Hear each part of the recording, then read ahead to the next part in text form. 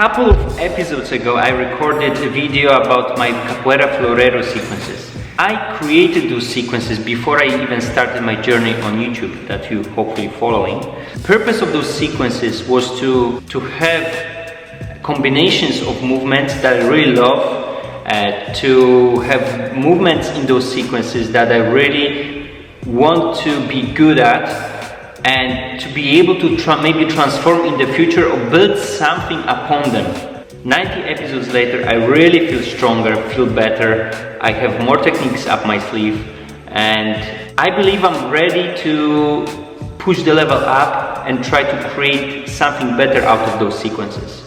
So for the next 10 episodes, what I'm gonna do, I'm gonna take a sequence each for every episode, and I'm gonna try to rebuild it. I'm gonna try to add better combinations that I've learned throughout this journey, and maybe add some other movements, some ideas. Yeah, I'm really excited to start to create again, because for the past episodes I've been either exploring movements, or learning someone else's sequences. Now it's time to create my own again, which is very, very exciting. What you just saw, that was sequence number 1, the version 1. Let's start building the version 2 of the same sequence.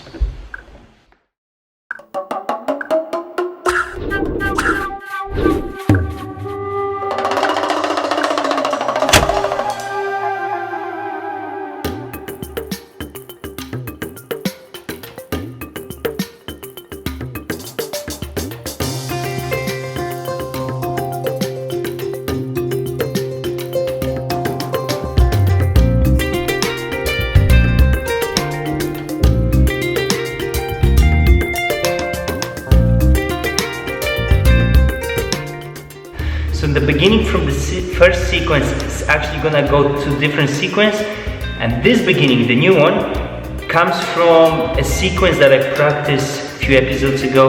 The sequence of Mestre Papalegos. I really love this entrance. It feels kind of natural, it feels really nice, and my shoulder doesn't hurt when I do this.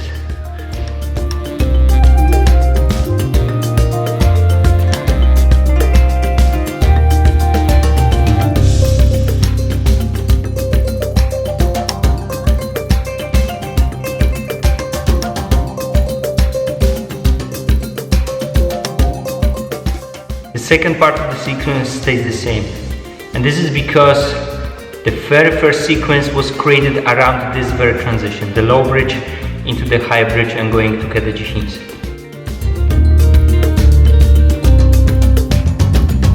I just discovered that it really helps to push this heel up, not just the leg up. If you really try to push the heel up to the ceiling, it really helps to finish this movement. But anyway, the third part of the sequence is something I haven't decided upon yet.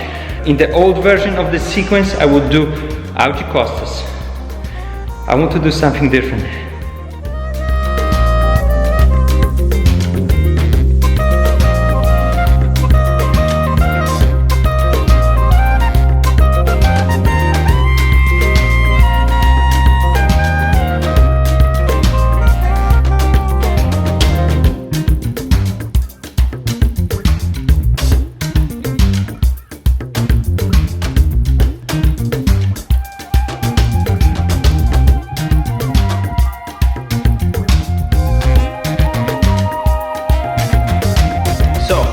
What do you think? Out of all of those options that I showed you, which one would you pick for the ending of the sequence? Or maybe you have your idea, maybe you have any ideas that you would finish the sequence in your own way. Please let me know, guys, I'm really curious in the comments below. I personally like Macaco, but the switch to Minhoquinho is just, I think it's the one, because Minhoquinho still is one of my favorite ground movements, even though I really struggle with it. I just love it.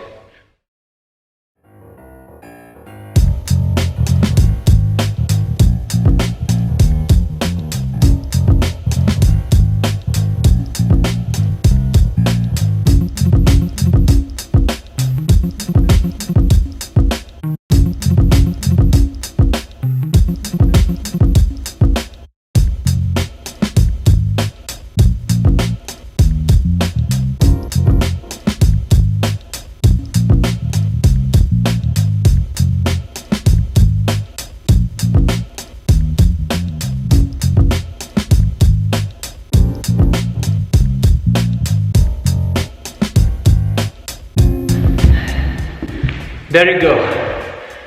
I'm really liking it at the moment.